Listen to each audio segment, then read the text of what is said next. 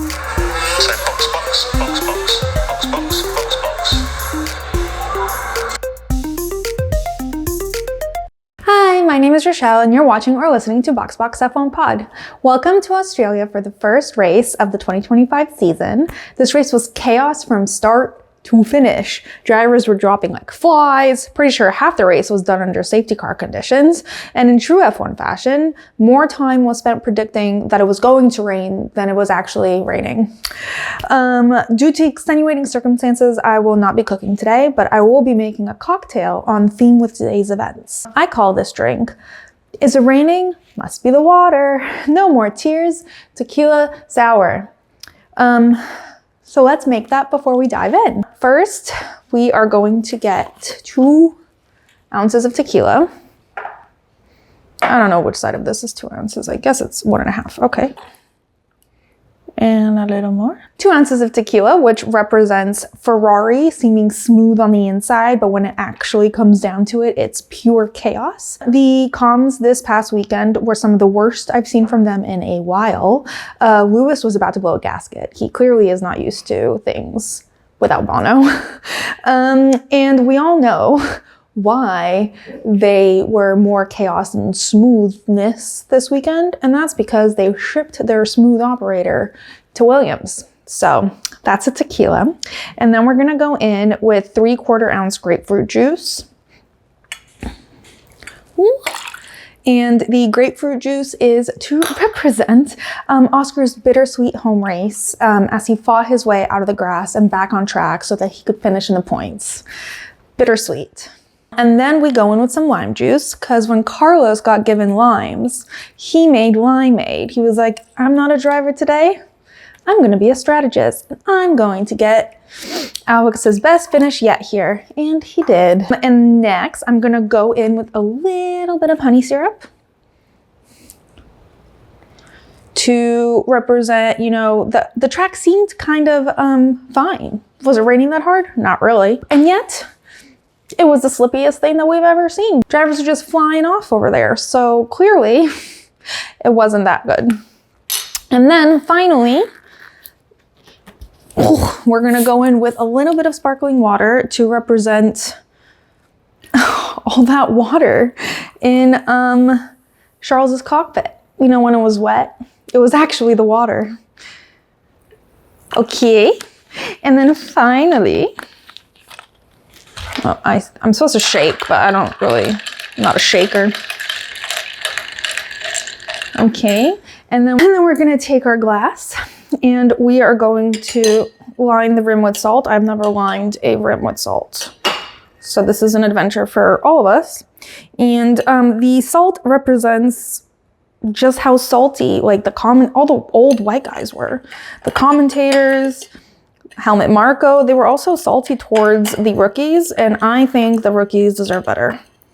Well, ta-da! The salt went a little bit worse than expected, but you know, it's fine. And then we're going to pour it in. Oh dear. And ta-da! One. Is raining, must be the water, no more tears, tequila sour. So now that we have our drink that I'm sure you've all made following along, we are going to dive straight into the digital warm-up. Do-do-do. Okay, cheers. Not bad. Okay, lap 1, F1 news. So Oscar has been signed for a multi-year contract with McLaren. I wrote with papaya. Oscar has been signed with a multi-year contract with McLaren. His mother was not happy about it. On the announcement, she commented, "You did not mention this at lunch, and I cannot do this for many more years." In other news, Angela Cullen is back. For those of you who do not know, Angela Cullen was Lewis Hamilton's trainer for like a decade and then randomly moved on to other projects like 2 years ago. And it was very odd because they were just like inseparable. But now that she's back with him at Ferrari, I think this is at least my suspicion. I don't know if anyone else has suspected this. Probably. It's not like I'm that original. The suspicion is that she they had her leave so that she wouldn't be bound by any of her Mercedes contract obligations, and so that she could follow him to Ferrari. But that would mean that he had this planned 2 years ago. All right. ESPN is leaving F1 next year, which means if you're in America like me, you will not be able to watch F1 on ESPN. I believe Netflix potentially might be trying to buy the rights to stream it, but who knows? And finally, the new Kick Sauber principal weirdly has not started yet. He will be starting on April 1st. So I don't know who's actually managing things up until now. And also a slight correction in the Meet the Paddock episode I released earlier this week. I said that the team principal for Aston Martin was Mike Crack. He has since been made chief trackside officer, which is a thing, apparently. I don't know what he does, but he is chief trackside officer, and they have brought in a new man to be the team principal named Andy Cowell, which I will admit, not as much fun to say as Mike Crack. All right, lap 2. Preseason stuff that we've missed. I feel like I keep doing preseason stuff that we missed, but there was a lot of stuff. So F175, basically this year is the 75th anniversary since F1. Not since Grand Prix, not since motor racing, but since Formula One became Formula One. So they decided to celebrate this by putting on this event at is it called the O? I thought it was called the O, but now that I'm saying it, it sounds incomplete. Also, random note, I met someone out in the wild who said that they listen. Well, I know them, but they said they listened to an episode of my podcast and all they could hear was my dog barking. So I would like to take this moment to apologize for my dog barking, and I do my very best to edit her out. But alas, who am I to silence her? So hopefully it's not too egregious for you. I feel like I've said egregious like 8,000 times recently. Also, speaking about out and about in the wild, I met a friend of a friend of a friend at a party. And she walked up to me and she goes, "Oh my God, are you the baddie with the podcast?" And I was like, I have a podcast. But if a Gen Z girly wants to call me a baddie with a podcast, who am I to tell her she's wrong? So that's officially how I would like to be referred to as. You may all address me only as baddie with a podcast. Anyway, moving on to F175. So they held whether it's called the O, whatever, the giant stadium thing in London. They held like an awards show type thing where like everyone dressed up. There was a red carpet. It was very BAFTAs-esque where they had like the round tables towards the stage, and then there was an audience out in the stands and stuff. But the like teams were all at a table. And everyone was dressed up, all fancy, except for Liam Lawson, who decided that this event called for ripped faded blue jeans and a flannel. Not sure why, but that's the vibe he went for. So he is posing with everyone else wearing suits. Not everyone was necessarily like in a full-on suit. Lewis did come in a tie, but that was for the vibes, rather than him trying to adhere to any formality, because he didn't even wear a tie, I believe, when he was knighted by the Queen. So that was definitely for the vibes. But, you know, Max wore like a nice turtleneck and a blazer type thing. So basically what happened is they did there was like a opening monologue and then banter, and then there were people giving speeches. And then there was a host, Jack Whitehall, who was just roasting everyone and was actually quite funny. I think he might have been the best part of the event. His first joke was, he was like, "And now let's all welcome the reigning world champion, the guy who really wants to be here, Max Verstappen." Yeah, you know, some guys are just in it for the racing, not Max. Max giggled, although it looked rather reluctant, but it was quite funny. And then he was like, "Max, look at the bright side. We could have put you next to George, but instead we separated you as far as possible." And then they pan to George, and George is, you know, giggling, and Max is giggling. I think George's was a bit more forced. And then Jack says that George Russell, if he wasn't an F1 driver, looks like he'd be running around with a GoPro talking about trains, which not that far off. Also, he had like a recurring joke the whole time about loving Charles Leclerc, loving him, having a huge crush on him and how beautiful he was. And they kept panning to Charles, who looked extra beautiful as he blushed. I guess the main part of the evening was all the drivers walking out the long, runway thing. with their cars and in their race suits. So they all had to get up from their tables, go backstage, change, and then walk out to like some weird choreographed thing in front of everyone. And then they talked about the car. They were asked some questions, and that was pretty much it. It was a bit much. And it was 100% giving like Hunger Games. Like the costumes, the music. Kate Sauber definitely took inspiration from Taylor Swift's Eras Tour for Were You Sent by Someone? Smallest Man Who Ever Lived, where she's like walking down that huge runway with the drums. They had like the whole thing. It was a little weird. It was not them specifically, just the whole scenario was weird. And you know, the drivers hated every second of it. Max was actually asked about it at the press conference at testing. He was like, so what'd you think about it? And he was like, amazing. Can't wait to do it again. Super sarcastically. He might be a bit more vocal than everyone else, but none of the drivers enjoyed any of that. And then this is still pre-season, but before everyone headed to Australia, Ferrari did this whole like big send-off thing in Milan. And it was really, really cool. There was just like thousands of tifosis. They were all singing the national anthem. They did a little interview thing. Charles obviously spoke in Italian, and Lewis was like, Forza Ferrari. I learned Italian. I knew I was coming here for a year and a half. Don't know the anthem. Don't know anything besides Forza Ferrari, but woo, Forza Ferrari. He has no obligation to learn the anthem. I keep thinking about this. Like, I don't know why. I never expected him to know the German anthem when he was at Mercedes. I don't expect anyone to know the anthem really, but I guess like both Charles and Carlos not being Italian, but knowing the Italian national anthem kind of set a precedent. And also I feel like Ferrari and Italy go hand in hand more so than any other team. Like, you know what I mean? Like Ferrari is Italy, whereas the other teams are less nationally oriented. So it just feels like, and then there's a rumor that he's requesting vegan carbonara. Although Fred Vasseur was asked this week in Australia at a press conference how he thinks Lewis, who's only been at a British team and then a German team, how he's adjusting to being in this new environment, new culture, new food, new ways of running things, etc. And Fred was like, I don't think it is very difficult to become accustomed to Italian food after the UK, no? And then just giggled and like looked around like giggling, even though on either side I think we're British people. But very true. All right, moving on to lap 3 in the media. Okay, so in theory this was supposed to be about like everyone, but it somehow ended up being like only Carlos and Lewis. So here we go. Lewis Hamilton was on the cover of Times, and he looked really cool. Honestly, from a brand perspective, Lewis and Ferrari is sick.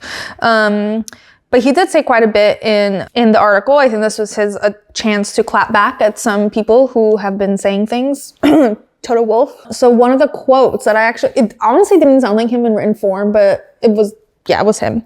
He said, "Don't ever compare me to anybody else. I am the first and only black driver that's ever been in this sport. I'm built different. I've been through a lot. I've had my own journey. You can't compare me to another 40-year-old, past or present, Formula One driver in history, because they're nothing like me. I'm hungry, driven, don't have a wife and kids. I'm focused on one thing, and that's my winning. That's my number one priority." Fair enough. Honestly, there was another quote where I was like, is this actually him talking? Because he used the word yapping. But then I heard him say it out loud to Charles. He was actually blaming Charles that he lost chess because Charles kept yapping. So he does use the word yap, but it's really cool. Honestly, the Ferrari Lewis brand collaboration, 10 out of 10. We will still wait to see how the driving thing goes, but I'm sure it'll be great. And honestly, both him and Charles suffered this week, so it has nothing to do, I think, with Lewis specifically. Lewis Hamilton also has a Lululemon deal. He is now a brand ambassador for Lululemon. The night before was announced, Lululemon just posted number 44 on their story, and everyone knew what that meant. And then he had like a very dramatic ad with them where he's like running and training, and like it was cool. Love that he's with Lululemon now. I almost exclusively wear Lululemon Sorry, not to be a basic white bitch, but I do love a little Lululemon. So that's really cool. I do think he's not the first F1 driver, because I know Zhou Guanyu was a Lululemon ambassador in China specifically, but he is the first global ambassador, I believe. So, all right.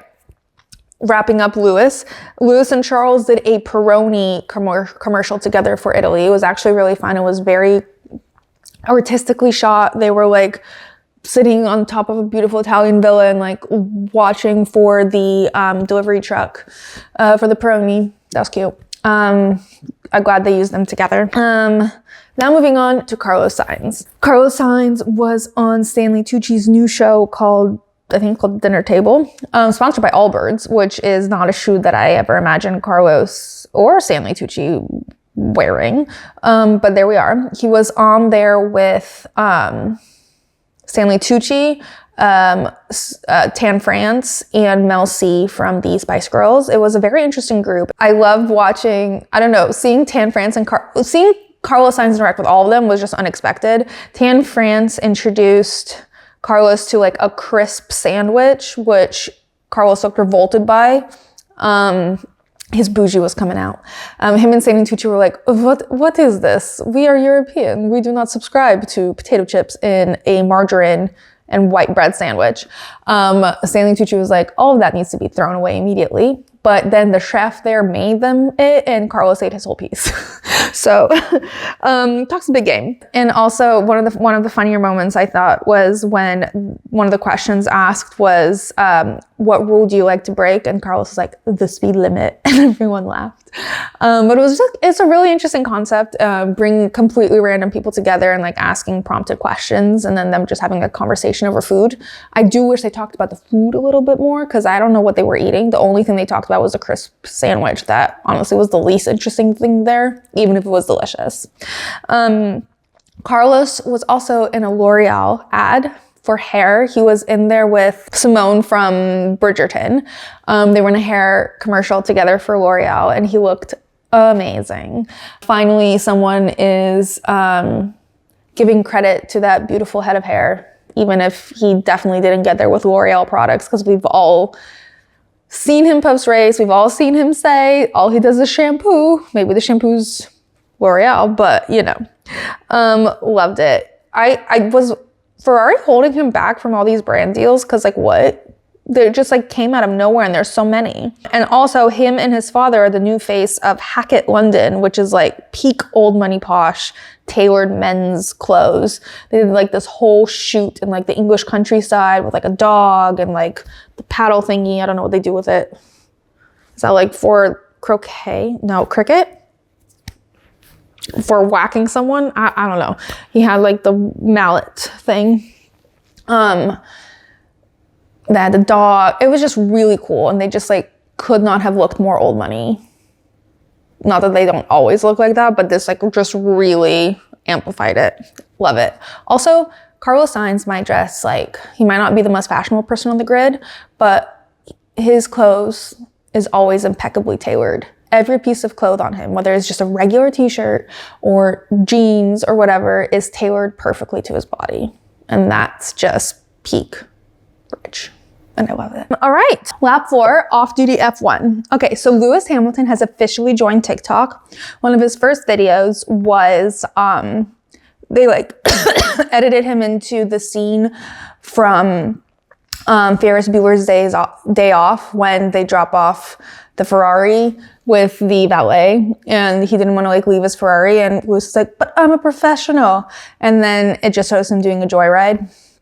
That was really funny. 10 out of 10 for whoever came up with that idea. And it's going to be interesting to see what Lewis does on TikTok. Fernando has been a lovely treat for an old guy on TikTok. I'm not sure Lewis will have quite the same energy that Fernando has, but we'll see. Also, Australia has been very excited about Oscar and his home race. Poor Jack Doohan's getting like no attention, but Oscar got like his own burger at some famous burger chain. His face apparently is like literally all over Melbourne. His sister posted a funny video being like, literally anywhere I go, his face is just there. Like I cannot escape it.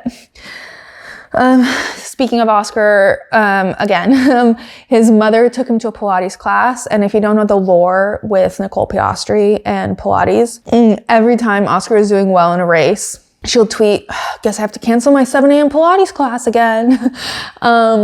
She does not look like she's canceled a single Pilates class, let me tell you. She is jacked in the best way possible. Oscar was asked how it went, and he said that he did not take beginners, which apparently was the rumor beforehand. He took an intermediate class. He also said he went with a bunch of couples.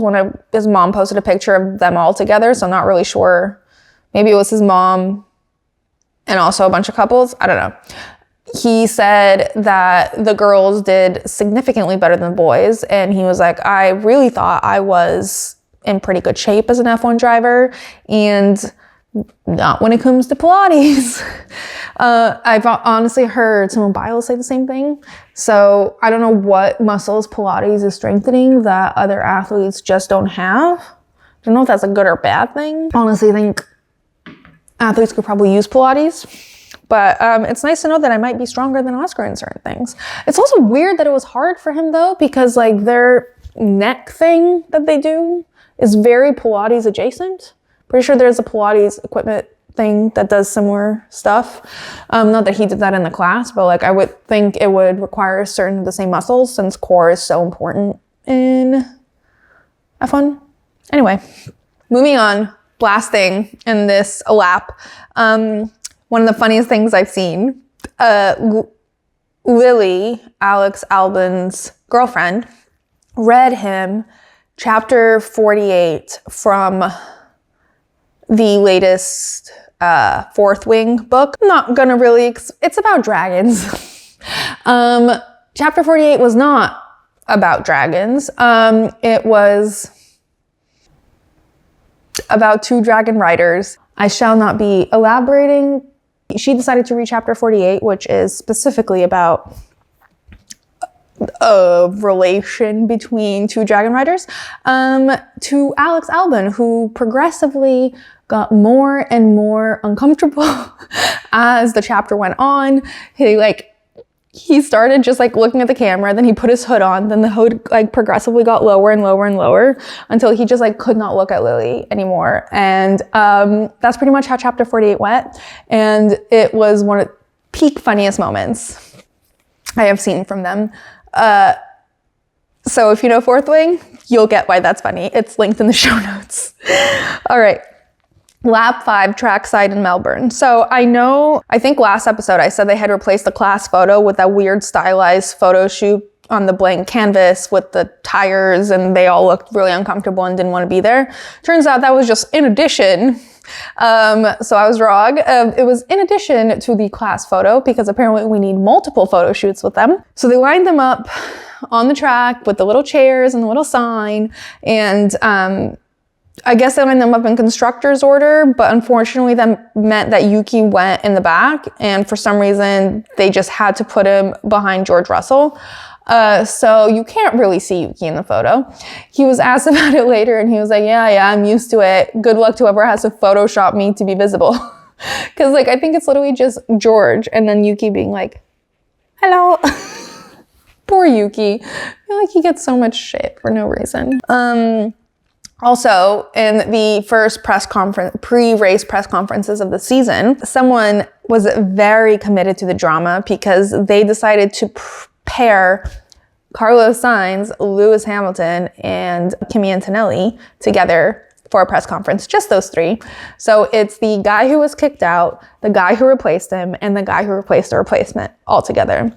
It was actually very wholesome. I honestly think Carlos has more than a right to hold a grudge, even if it's not anyone's fault, but I guess he knows that, so he's not holding a grudge, but he could if he wanted to. Yeah. Also, everyone seems to love Kimi. Everyone's always looking at him so affectionately. There was a hilarious video of him during the driver's parade talking to Max, and he got grabbed and taken away mid-conversation. And Max was so aghast. He literally did a 360 turn on the spot, looking like around, like, where did he go? As if it was like a magic trick. And he was like, where did Kimi go? he was aghast. It was so funny. But speaking of rookies, so there was a clip that Kick Sauber posted of Nico and Gabriel chatting, and they had so much banter. Gabriel was giving Nico so much shit for being old. Nico was trying to give it back, but I don't think he could hold a candle to Gabriel. Gabriel is sassy. Is that how I'm supposed to say his name? Because Gabriel sounds weird. I don't know why. It's Gabriel, right? Okay. Gabrielle? I don't know. And then there was the rookies round table where poor Laura Winter had to interview. So, okay, quick aside. I was assuming that Liam is considered a rookie, but he did technically have a whole half season under his belt at Red Bull Racing. No, wait, not Red Bull Racing. What are they called? The Racing Bulls? Whatever. AlphaTauri. So this is technically not his first season, but in my brain, he's a rookie. And I feel kind of sad for him because he doesn't really fit in with the other drivers because he was only there for a bit. But he's not being grouped with the rookies either. So he's just kind of floating about. But they did a rookies roundtable with everyone but Liam. So it was Gabriel, Kimi, Isaac, Ollie, and Jack Doohan. So 5. And it was so chaotic. Poor Laura Winters did not know what to do with herself. She could not get them to all calm down. It was pure Gen Z energy and just it was really funny. One of my favorite moments though was they were asked who will have the best radios, and Jack Doohan said it was definitely going to be Isaac because he then he imitated one of Isaac's famous radios. Now I know it's famous. I didn't know about it before, but it's one of his crashes last year. And on the radio, he goes, no, I destroyed the car. And it was this aggressively French accent. And Jack did such a good imitation of it. It was so funny. But I'm so excited for this new energy that the youngsters are going to bring. It's fun. It's chaotic. They've got so much energy that I don't think anyone, even the younger, I guess there's never been so many at once since Alex, Lando, and George, but even they were a bit more subdued. They're just pure chaos all the time, and they're so funny. Literally running around yapping nonstop. There was a clip of Mercedes promo that it was George, Kimi, and Valtteri, and just watching Valtteri and George exist around Kimi is so funny. Valtteri just looks confused by this child, and George just looks exasperated like a dad. He's again? I need to stop calling Kimi a kid, but he's just so young and cute. He just seems like the sweetest thing. So love them all. When I say kid, it's not supposed to be offensive, but compared to me, they are kids. I have no evidence of this, but I'm pretty sure Charles taught Lewis how to play chess. And if he didn't teach him, he certainly made it a main activity in his life. I'm almost certain Lewis never played chess on regular before. But now he's always playing chess with Charles. There was a video of them playing together at F175 at their table. Ferrari posted a video of them playing chess together. I do not think Lewis is on Charles's level. In fact, I'm pretty sure the video they posted, Charles beat him in 30 seconds. And that's when Lewis blamed him for yapping too much and distracting him. I don't think their games are quite matches. What do you call chess? The thing that you do with chess. Me criticizing Lewis as if last time I played chess, I was 7. But anyway, I'm not sure they're quite as evenly matched as Charles and Carlos were. I think they were both pretty advanced, but it's cute that he's getting Lewis to play chess with him. Chess with Charles. I'm also really enjoying the relationship between Alex and Carlos, both professionally and also their personalities. I really think they complement each other really well, I think, as teammates, because they're both super analytical and super smart and strategic. So I think the way they drive and the way they prepare is very similar, and I think they build off of each other. but also their personalities. They're both nice guys. They're both funny. They're both kind of chill. I think it's going to be a great partnership. And I'm kind of starting to think it's Carlos, because he had a great relationship with Lando and at McLaren. He had a great relationship with Charles at Ferrari. And now it seems like he's going to have a pretty, like, has he had a bad partnership? Is he just like Jesus? I'm trying to think of someone in pop culture or history or anything that was just like really good at partnerships, but nothing's coming to mind. So anyway, I really think it might be Carlos. In other news, per tradition, Oscar's grandmother made lamingtons for the entire McLaren garage, which is very cute. And like, I remember the first time she did that, there was a note that was clearly handwritten that said Lamingtons from Oscar's grandma. And then the sign has progressively gotten more and more, like it's clearly moved from Oscar's grandma, like scribbling a note, to the marketing team that are like picking the font and like beautifully printing grandma's Lamingtons.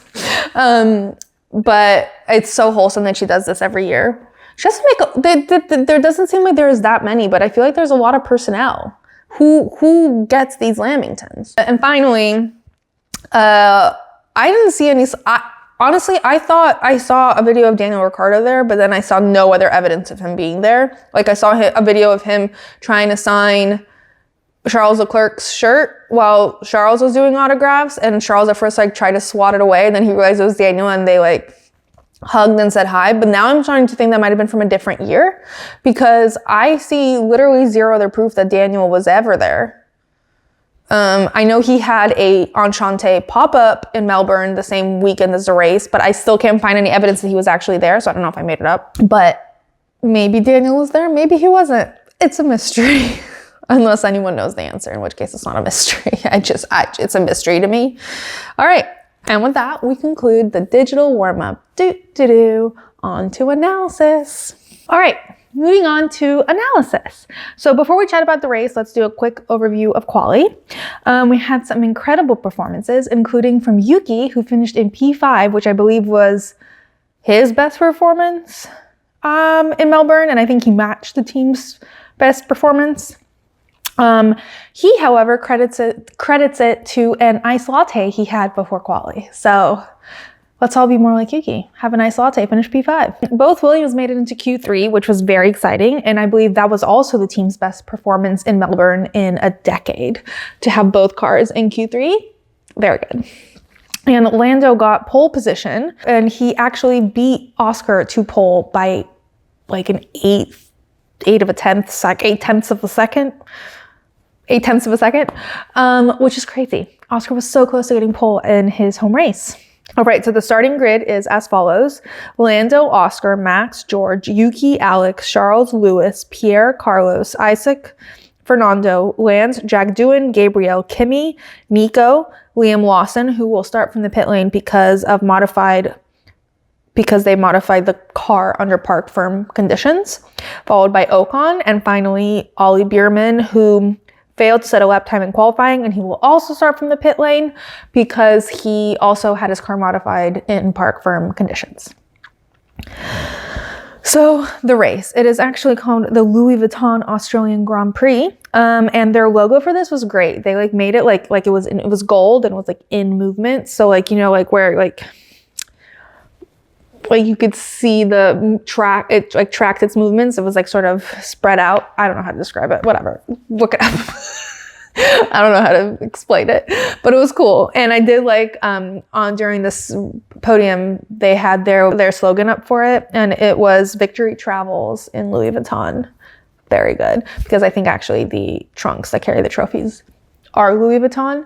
So it's true. And also just like the race, just like an overall statement on the race, I don't actually understand what was going on the entire time. It was like those banana peels from Mario Kart were just littered across the track, but no one could see them. So you would accidentally slip on it and crash and die. Not die. Crash and burn. Not burn. Crash and get out of the race. I need to come up with a better term for that. Everyone just kept slipping. No one could tell why. No one could stop it. First, they're like, it's a like really basic mistake that they're making, and that's why it's happening. And then it was like, they have no control of the car. Now, there was a lot of theories up until Carlos also was out for the same reason. Everyone was like, rookies. And then they're like, oh, seasoned people are also doing it. And then the most seasoned got out because of it. And then they're like, maybe it's not a rookie thing. Maybe. We shouldn't be blaming the rookies. I'm not talking about the general public watching. I'm specifically talking about the commentators who were kind of hard on the rookies regarding how they performed here. And also, obviously, Helmut Marko was an asshole, but we'll get to it. That was like a very unnecessary ramble before I talked about anything. So during the formation lap, Isaac Hadjar slipped on one of those invisible Mario Kart banana peels and ended up in the wall. And at first, this is where Brundle was like, that's just like a really small mistake, and that's just like a mistake that he's going to be kicking himself for. And then later he was like, there was nothing he can do to control the car. And I'm like, is it he made the mistake, and then once he had made the mistake, he was just a passenger and there's nothing he could do to save the car? Or once you slip a little bit, doesn't matter. Like, is it a mistake? Is it an act? Like, what is causing it? Because from what I understand, it's when they leave the dry line. I think one of them just like kind of got a wheel on the white line and ended up in the wall.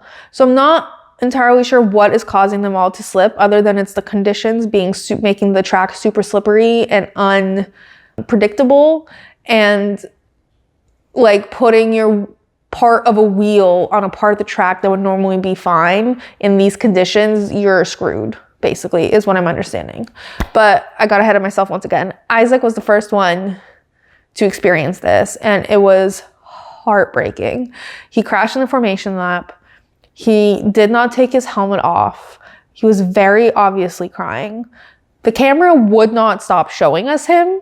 Like, they wouldn't. They watched him stand by the car. They followed him as he walked off the track. They followed him as he walked all the way down the paddock. Like, was that necessary? We get it.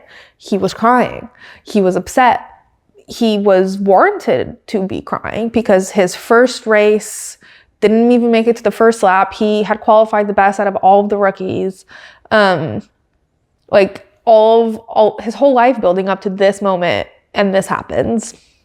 So him crying makes sense. I cried. It wasn't even my moment. But the one benefit, I guess, of the cameras being there and like forcing us to watch this was we saw Anthony Hamilton, Lewis's father, run out as he's making his way down the paddock to his garage or to his hospitality.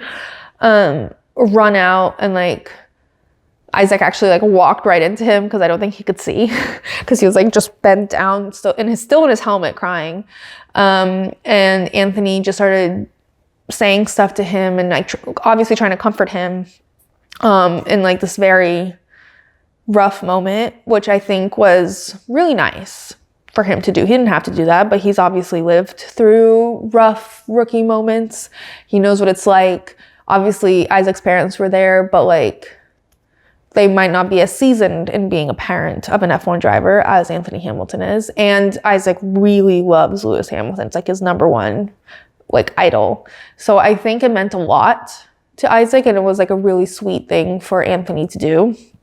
I also think that like, I hope that Isaac was in a state of mind to like take in what he was saying, because I think he was so distraught and so distracted, like wearing a helmet, trying to walk, ignoring the cameras that are like stalking him, that it might not have resonated necessarily, but it was a very sweet moment and like so great of Anthony Hamilton, and a direct opposite to what freaking Helmut Marko said, who said it's kind of embarrassing that he'd be crying that much.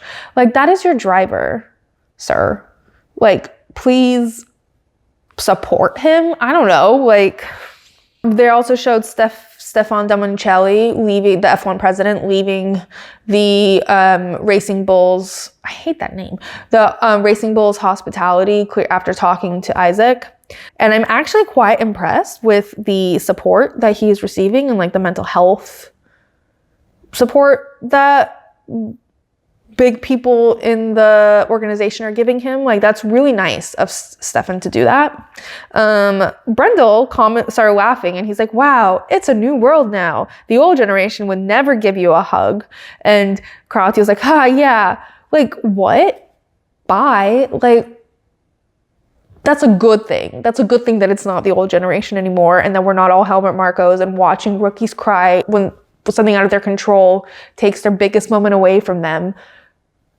We should be hugging them. Like, yeah, I believe that Flavio would never give someone a hug when something outside of their control fucked up their first race in F1. I believe that. Maybe we shouldn't be doing that. Maybe that's not something we should be striving for. They were really pissing me off today, all the commentators. Like, everything they were saying was just kind of rude and unnecessary. And like, I don't know. I was not vibing with them today. All right, moving on to the actual start, because it was an aborted start. It was like nothing happened. So they just lined back up and started again like 10 minutes later. Yeah, because they never even made it. They just didn't redo the formation lap. They just went straight into the start. Lando did have a bit of a shaky start, but he stayed ahead. Max went a bit cray-cray, overtakes Oscar into second. So there he goes, trudging along. In lap 1, before we even finish lap 1, Jack Doohan hits the wall, crashes pretty bad, and they issue a safety car. Basically the exact same scenario as Isaac. He like accelerated gently and then it was slippery. I don't know. They kept trying to explain what was going on. And all I know is like an invisible force basically just dragged everyone into the wall because it was a little damp. Those cars are fragile. Those cars are sensitive and fragile. And like what I've gathered is it wasn't their fault. Any of these people's fault. I do feel really bad for Jack Doohan because Flavio might kill him. Flavio terrifies me and he's looking for an excuse to get rid of Jack Doohan. And this, like, he doesn't care that it's not Jack's fault. He'll get rid of him anyway. And then under safety car conditions, Carlos crashes. He's like, the torque went crazy in my car. And like, but it was also the exact same situation. And once Carlos crashed, by the way, this is when Brundle was like, there's nothing any of these drivers could have done to save their car. But before this, it was a mistake. And perhaps it was also a mistake on Carlos's fault, but I don't really see how Carlos Sainz made a mistake under safety car conditions and crashed into the wall unless it was like something he couldn't control. As soon as the safety car came out, everyone started pitting for inters, and now it's lap 4, basically, still under safety car conditions, and we've had like 2 pit stops already. And as per usual, no one can agree what the weather is going to be. They can't even agree on what it is now. They're like, it is class 1 rain, and then someone else will be like, it is class 3 rain. And it's never either of those. Class 1, by the way, we found out, is a light drizzle. No one wants a class 5, basically. I think that's a torrential downpour. I think that's basically Spa. But I just love that every time we have wet weather conditions, what is this radar? Because like no one can read it and everyone seems to have a different radar. So I'm like not fully understanding the weather situation. If I ever get a chance to talk to anyone on an F1 team, my first question is going to be like, please explain this weather radar situation, why no one can read it. No one. Okay, so mid-race, this is when we really started to see the deterioration of Ferrari communications. So many times, both Charles and Lewis were like, can you just leave me to it? They'd be giving like very specific information to them and they'd be like, can you just not tell me this right now? I'm like busy. And Lewis was getting very snappy. Like, he surely knew the rumors and has seen proof of what Ferrari communication is like, but he clearly wasn't ready to experience it himself because he was aggravated. He was so annoyed. He was like, please stop talking to me. And then like when they would say stuff, he's like, why would you say that? That's stupid. The changing of the strategy mid-race, like he was unprepared for that. He's definitely going to do whatever he can to get Bono.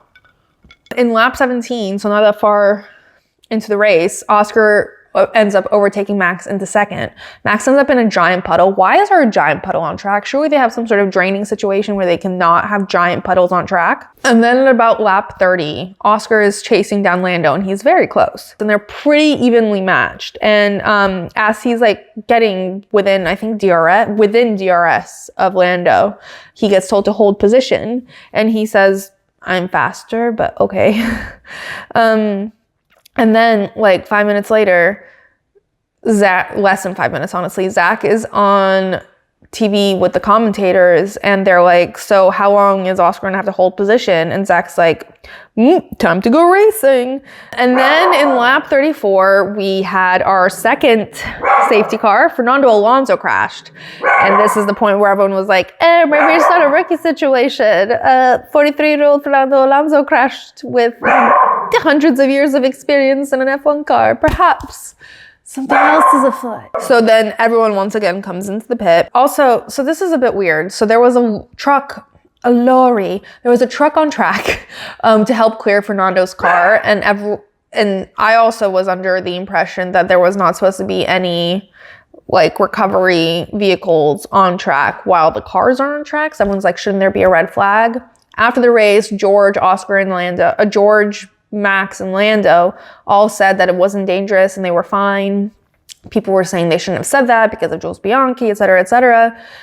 Feel like the drivers know when it's dangerous and when it's not. The situation with Jules and then the situation that we personally had in Japan these drivers had in Japan, I think it was a couple years ago, isn't really comparable to what it was today. The conditions were weird, but at the same time, I get what everyone's saying. Like, people keep slipping on invisible banana peels and ending up in the wall. What's to say they wouldn't slip on an invisible banana peel and end up in the crane? Nothing. So I believe they shouldn't have had the cars on track at the same time as the crane and like the recovery vehicles were on track. But they didn't issue a red flag and the driver said it was fine, so who knows. Lando during this time gets told that there might be one lap of class 2 or class 3 rain, and he goes, well, that's not good. Are you sure it's just one lap? And his engineer goes, no, not really, which is super reassuring. And then Lando says, I would like to box before it rains and not while it's raining, which also, strange request from Lando. That seems quite difficult to predict since they can't even predict if it's going to rain while it's raining. So I don't know what he was expecting. And then I believe as we're leaving safety car conditions, it's beginning to rain. Just as it begins to rain, both Lando and Oscar enter the rain portion of the track at the same time, but like in different angles, which caused them to go off track and into the gravel. Lando less badly than Oscar, given I guess where Oscar was in relation to Lando. They both get back on track. They both retain position. And then immediately Oscar goes off into the grass and there's a yellow flag. And he is there forever. It feels like forever. It was so long that the graphic read Oscar has DNF'd. He is no longer participating in this race. But he was still trying. He was still trying to get his car to go. And it was sad. And like inspired, like if this was a movie, there would be like inspirational music playing as he's like trying to get his car to reverse in the grass back on track. And he did it because he didn't want to DNF in his home race. He wanted to finish. And yes, it fucked his entire like race. Like he could have podiumed. He could have been second or even potentially first. But because of this, he was like at the back of the pack. He did end up finishing in the points, which was an incredible feat, but he was heartbroken and you could see he was super heartbroken. But the way everyone cheered when he finally reversed out of the grass and onto the track, tears, sports movie moment. So good. And then finally, with less than 10 laps after the race, we got a next safety car. Gabriel seems to crash into the wall, and then Liam crashed into the wall. And at first I thought that they somehow crashed into each other, but I don't think they did. I think they had the exact same situation as everyone else. So that's two more rookies, well, one rookie and like a half rookie out of the race. We had yet another safety car, and now only Ollie Bierman and Kim Antonelli are the last rookies standing, basically. And then in the end, we had like 2 more laps where we finally got some racy racing as Max like really tried to catch up to Lando. And this is, again, another moment from the commentators where Brendel was like, classic Max, isn't it? Really trying to send it in the last few laps. Like, what is he going to do? Slow down? Duh, he's going to send it. So he really gave Lando a run for his money in the last couple of laps. But Lando won, followed by Max, and then George came in third somehow, some way. Weird race. That's how things ended up panning out, because no one, even George, I think, knew how he ended up in that position. And I just have to give huge kudos to Lando, because I've never seen him so calm, cool, and collected throughout a race, especially when he's leading. That usually like fucks with his brain and he like can't keep control of the situation. But he stayed calm and chill, and like he kept that lead the whole race, so good job, Lando. A couple of highlights that were unrelated to the progression of the race. Charles's radio was probably like top 10 funniest things I've ever heard. He gets on the radio, by the way, sounding more French than ever before, like heavy French accents today. He goes, "Is there a leakage?" That's terrible. I'm just going to do it in an American accent. "Is there a leakage?" And his engineer goes, "A leakage of what?" Literally enunciating every syllable. "A leakage of what?" And Charles goes, "I have the seat full of water. Like, it's full of water." And his engineer goes, "Must be the water." And Charles goes, "Wow, let's add that to the list of words of wisdom." So funny. Everyone's been quoting it ever since. Someone even wrote a song about it that I saw on TikTok the other day, that I actually listened to the whole thing, and I'm like, wow, this really aligns with what Charles went through this weekend. And then I realized the song was created about that scenario and not just matched. Carlos, even though he crashed in first lap, got to be a strategist for a day. And he sat on the pit wall the whole time. When he saw that second bout of rain coming for that like 1 lap, he immediately ran and told them that they need to put Alex on inters, which they did. They listened to him, and that is one of the reasons that Alex finished where he did. He finished P5. Kimi had a penalty that put him, he finished P4, but he got put into P5, which put Alex into P4. However, Mercedes clearly presented a very strong case with evidence, and the FIA rescinded the penalty, which put Kimi back into 4th and Alex into 5th. But regardless, Alex really deserved it, had a great finish and really deserved it. And it was just so cute how Alex, James Vowles, and Carlos were all like, "Ooh, Carlos was a strategist today and he was integral to our like success, blah, blah, blah." And they were all so excited about it. And Carlos was like, I'm just so happy that despite not being able to help the team on track, I could help them off track. And it was just very wholesome. But Carlos, 1,000,000%, and I've said this for several years now, Carlos will be team principal one day. His strategic brain will like lead a team to victory, 100%. Also, you know, we love superstitions and theories around here. A random trend that has been discovered for the Australian Grand Prix specifically. Charles won in 2022, but DNF'd in 2023. Max won in 2023, but DNF'd in 2024. Carlos won in 2024, but DNF'd in 2025. Will Lando DNF next year? I fully believe curses are real. I fully believe that these theories have merit. So we'll just have to wait till 2026 and see what happens. All right, so post-race, the cool down room was a bit awkward. I'm not gonna lie. George and Max in a room together. And I feel like Max usually likes to just like dive into race analysis. But like today, I feel like it was almost also a coping mechanism for the awkwardness between them. Lando was just like kind of in the middle, like, oh, like everyone's fighting, so I'm just here. Also, podium, important note, Moet, I don't know how to pronounce it. The champagne company, the actual champagne, is back on the podium and is supplying the alcohol that we spray on the podium, and it's real champagne. So goodbye, sparkling wine. We don't need you.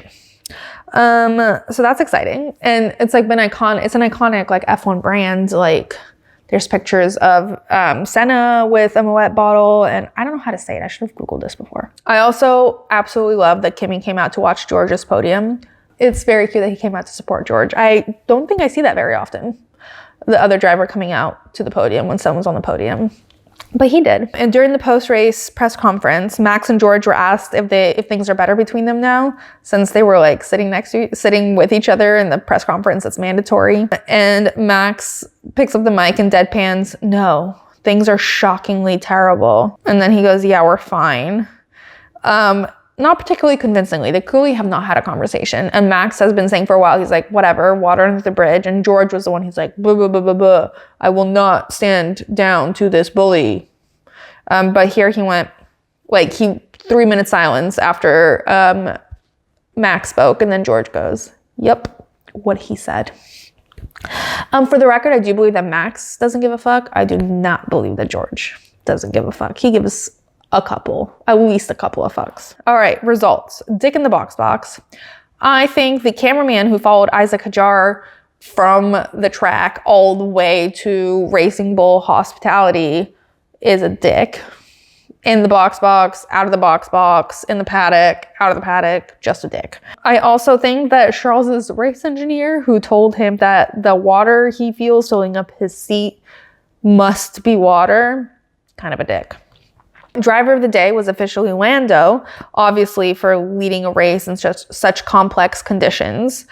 Would I go as far as the commentators to say that it's one of the best drives in the history of Formula One? No, I would say it was a pretty good drive. It was a great drive. And I would say it's one of the best drives in Lando's history, given that I've never seen him so chill all the way through a race, leading so calmly and confidently. For him, this was a great race. Would I say it's one of the best of all time? No, that's a bit dramatic. I would also like to shout out Oscar Piastri for his sheer guts and determination to get out of that patch of grass and back into the race. If this was Hogwarts, Dumbledore would be giving him 50 points to Gryffindor and he'd be winning the House Cup right now. Just the determination just blows me away. Kimi Antonelli, I think, also deserves a shout out for being the last rookie standing, or second to last rookie standing, and also the best performing rookie. Again, not saying that the mistakes that the other rookies suffered from were because they were rookies or that they were mistakes. Their fates in this race were, I think, irrelevant to the fact that they are rookies. However, it's still very impressive that even seasoned drivers got fucked up by the track. Kimi was able to hold his own. King of the wet track, honestly. His first race was a wet track and he finished 4th. Amazing. And I would also like to shout out a driver of the day outside of the car, Carlos Sainz, strategist of the day, immediately went to the pit wall and made sure that Alex could bring home 5th. And everyone attributed that to Carlos Sainz's brain. He's bringing that big brain energy to Williams, and I love it. And Ferrari will rue the day. I saw a rather funny video of someone waiting where the drivers were driving into the track before the race, and someone was holding a sign saying, "Has Ferrari sent you the miss you text yet?"